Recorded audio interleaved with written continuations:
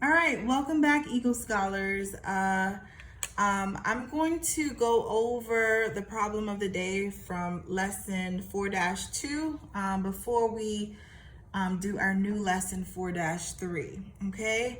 And just remember that if you have any questions, just feel free to leave me a comment on Google Classroom between the hours of 10 and 3 p.m. on Monday through Fridays, okay?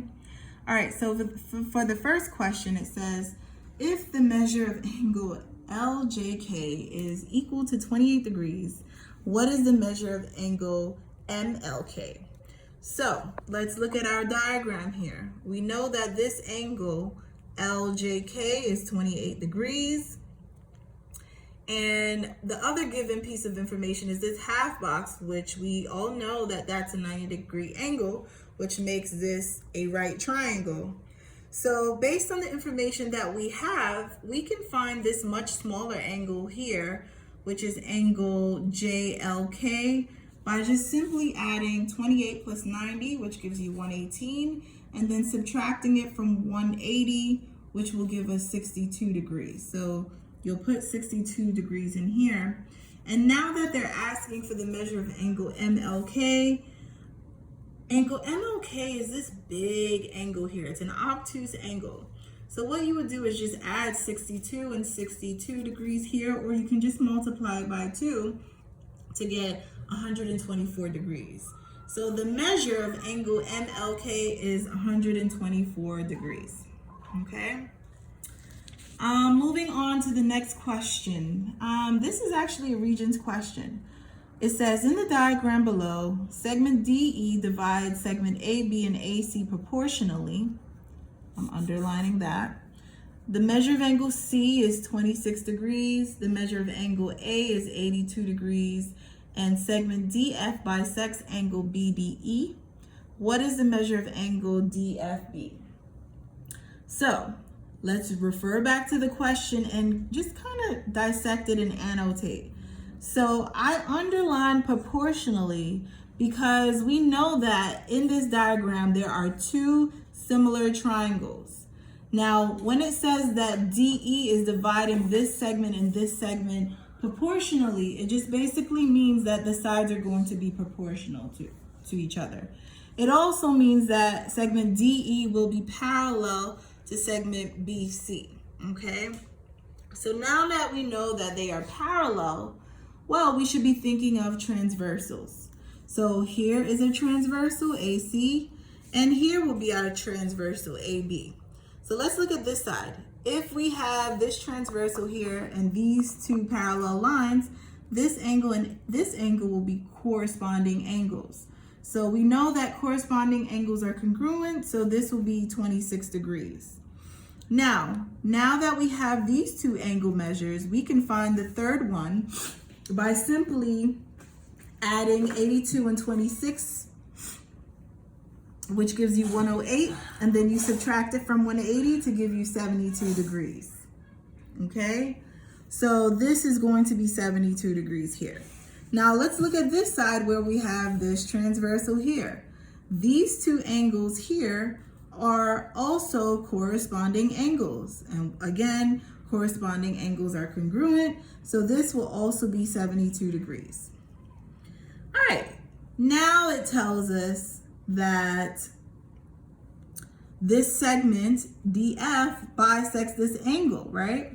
Well, let's look at it. If I looked at this sideways, right, I know that this angle here and this angle here makes a straight line, which means that they are supplementary.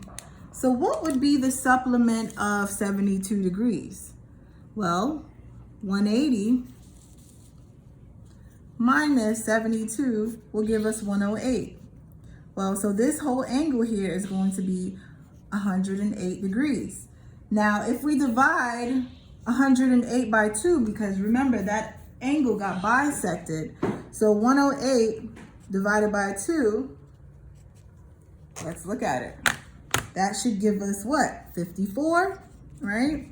So that means each of these angles will be 54 degrees.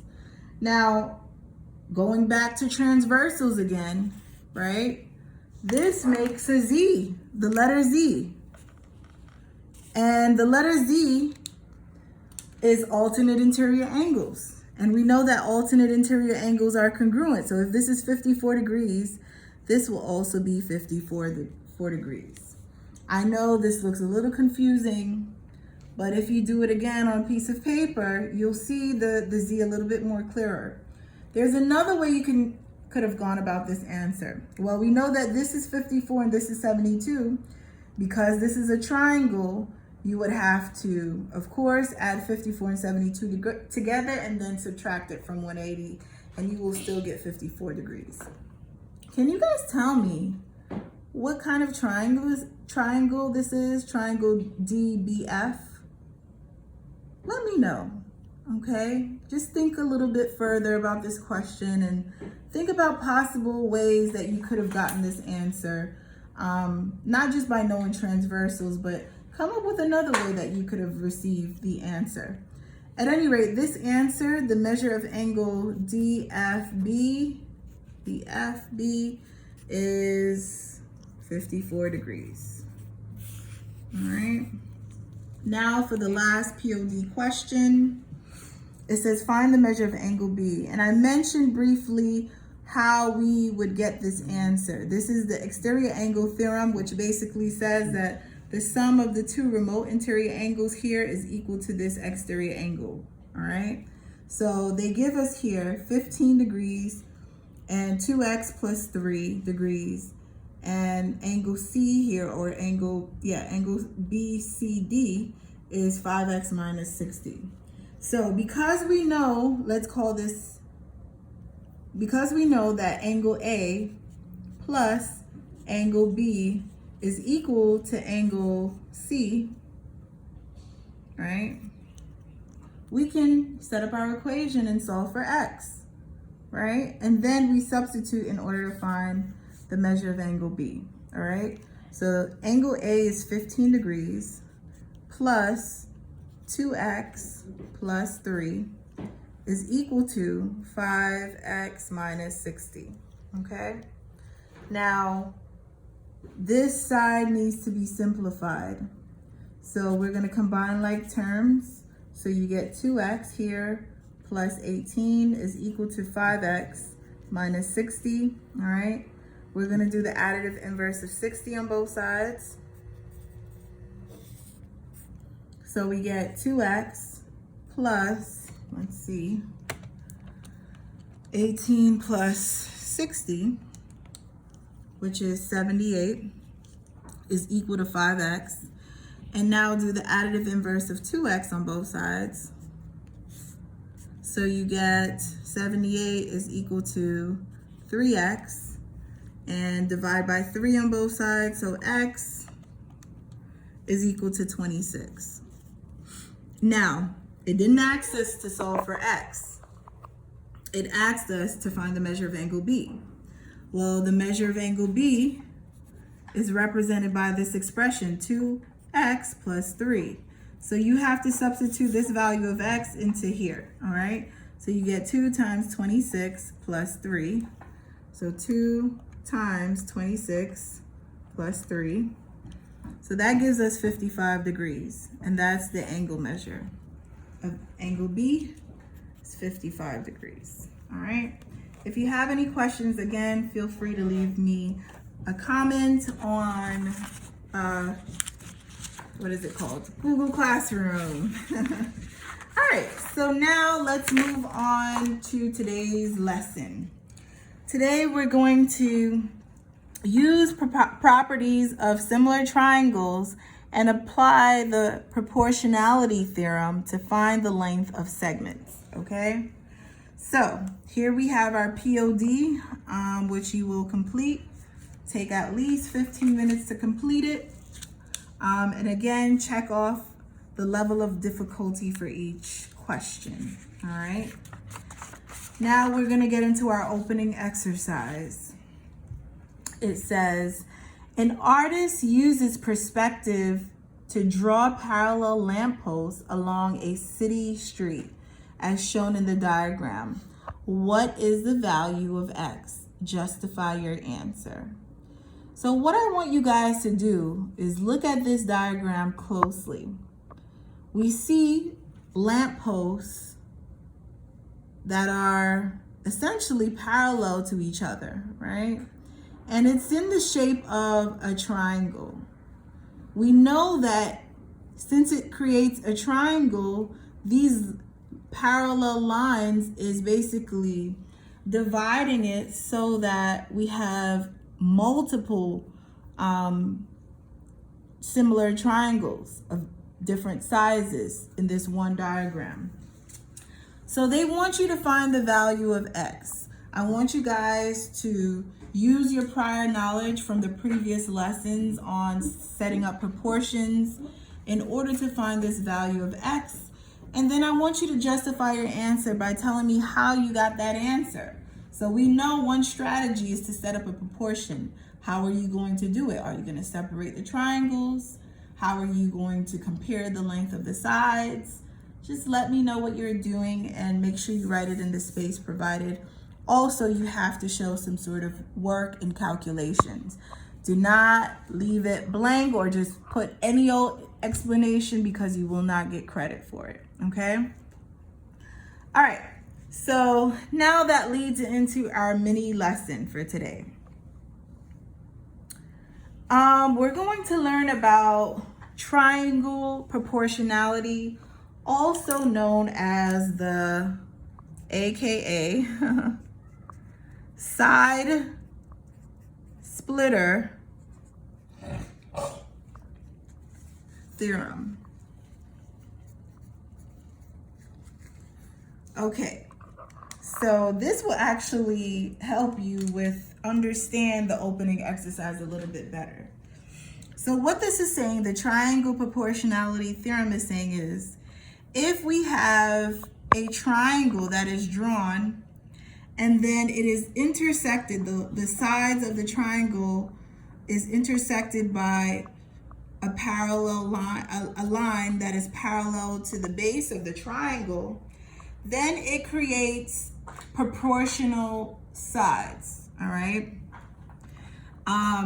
So if this line is parallel to the base of the triangle, then it creates the proportion segment AE over segment EB is equal to segment AF over segment FC.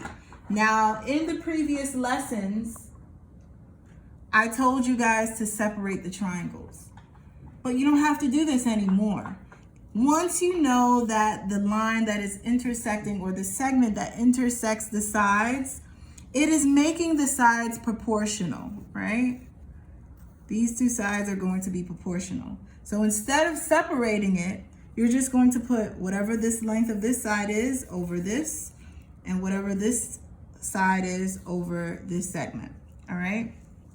So let's look at example 1.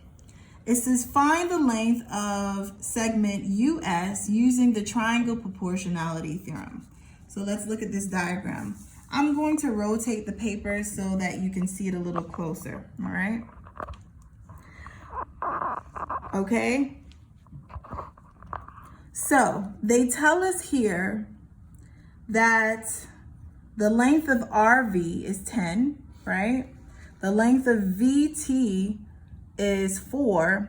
The length of RU is 14, and we need to find segment UXS. So I'm just going to put the variable X there since I don't know what it is, right? Now, normally I would have you guys separate the triangles and just look at the corresponding sides. We would have to add this together in order to get the full length of RT, right? But instead of doing all that work, here's an easier way to do it. So based on this triangle proportionality theorem, all we have to do is set up our proportion just the way it is here. So it would be RV, segment RV over segment VT is equal to segment RU over segment US. Now let's plug in our numbers, right? So it'll be 10 over 4 is equal to 14 over X. And then we will solve by cross multiplying. So we would get 10X is equal to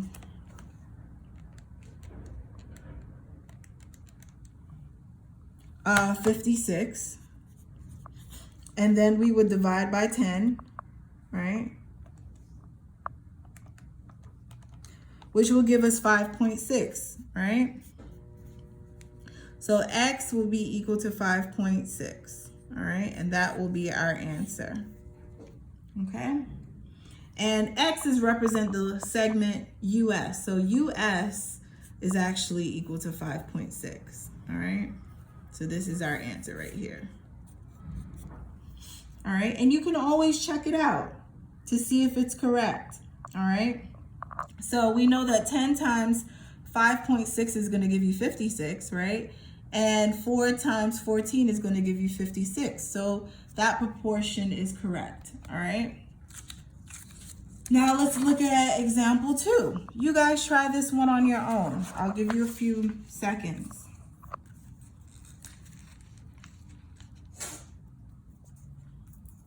All right, so let's look at our given information. We know that PQ is parallel to LM, right? And they give us the sides of NQ, QM, and LP.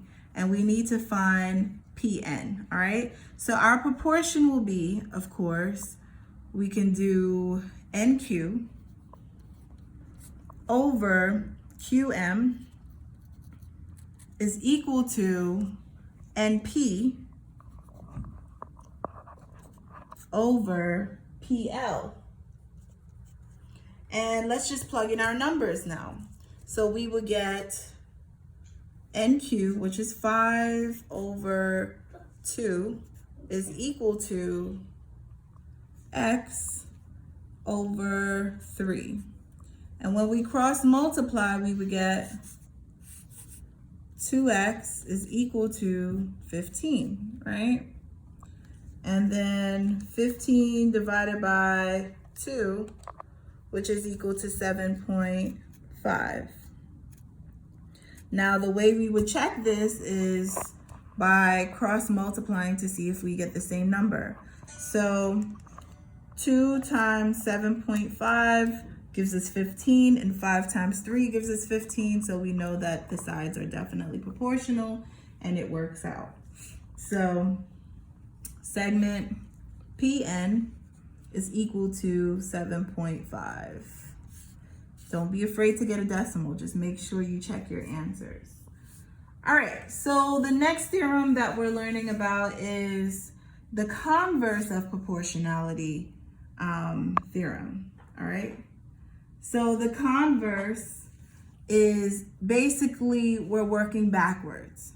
So what this is basically saying is if you set up this proportion, right, AE over EB is equal to EAF over FC, then we know definitely that these two lines or line and line segment will be parallel to each other.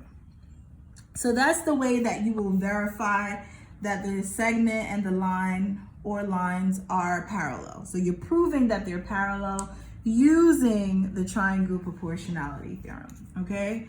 So example number 3 is basically stating that we need to verify that DE is going to be parallel to BC. So let's set up our proportion. If they are proportional, then these two segments are definitely parallel. Okay, so let's look at it. Our proportion is going to be AE over EC, which is going to be equal to AD over DB. And when we plug in our numbers, we get 8 over 12 is equal to 10 over 15. And then let's cross multiply, right? So 12 times 10, which gives us 120. And 8 times 15 also gives us 120. So as you can see, the sides are proportional. So therefore, we know the 3 dots represent that. Therefore, we're going to say, therefore, segment DE is parallel to segment BC because the sides are proportional. Okay, and that's it. Now you guys try example 4 on your own. Okay, I'll give you a few seconds. Okay, so it says if AC is 20 centimeters, AC is 36 centimeters, so this whole thing is 36 centimeters long, and BC is 27 centimeters long, then verify that DE is parallel to BC. Whoa. It should say AB, not BC. It should say AB. So that's a typo. So DE is parallel to AB, okay? So that's a typo. Please make sure you correct it on your paper. All right, so in order to do this, of course, we need the length of AD and BE, okay? So your proportion will be CD over DA is equal to CE over EB. And of course, we have to calculate this by subtracting 36 from 20. So that should give you 36 minus 20, which should give you 16. So this is 16. And 27 minus 15 here will give you 12.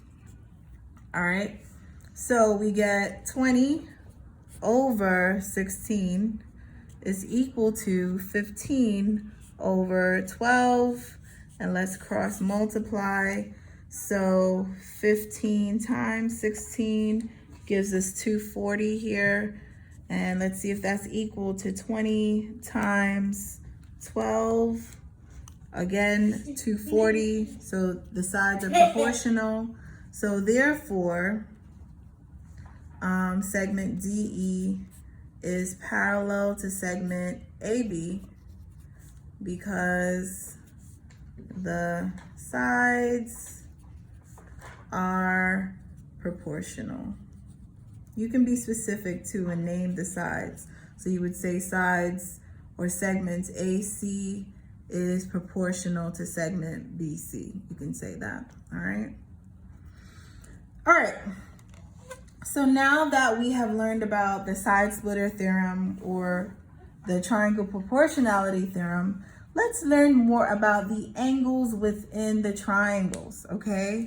So the next theorem that we're moving on to is the triangle angle bisector theorem. So this one I need you to pay very close attention to because it can get a little confusing, all right?